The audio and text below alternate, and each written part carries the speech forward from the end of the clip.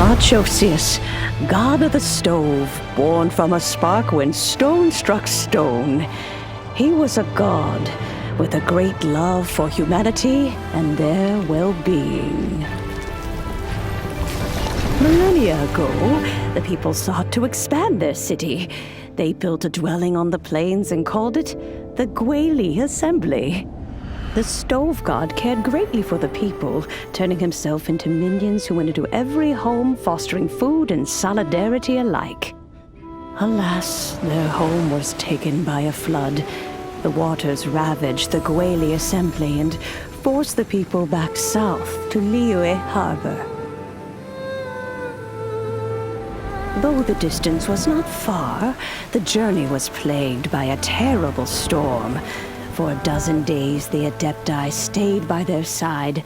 During this time, the stove god cooked an ancient delicacy, flatbread with a meat sauce to stave off the cold and damp, fit for those on the move.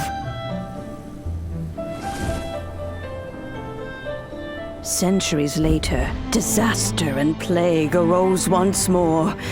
The stove god would appear no longer, for he placed all of his power into the land itself to quell the calamities. His power expended, and his wits greatly reduced. Thus his body decreased in size. By the time he parted ways with us, he wasn't even the height of a human. He told Rex Lapis and I of the dishes that bring joy and of the secrets of the flame, then went into the mountains and entered into a long slumber.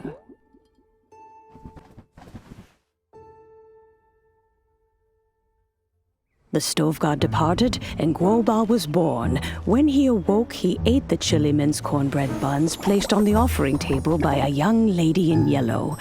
Though he did not remember the past, he was profoundly moved and decided to follow this young lady thereafter.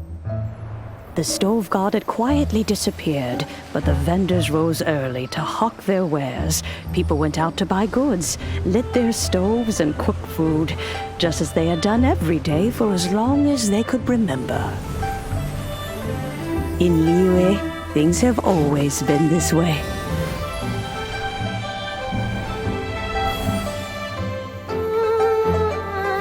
Nature provides, the mountains rejoice.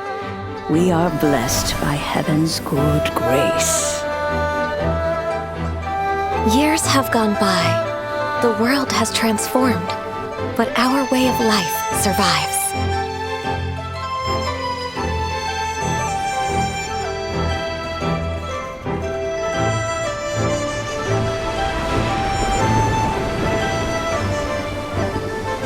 Fame and fortune is only a season.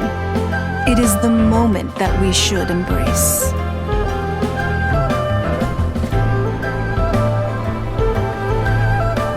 Past meets present. Heritage becomes legacy. Long into the future may we thrive. You once told me that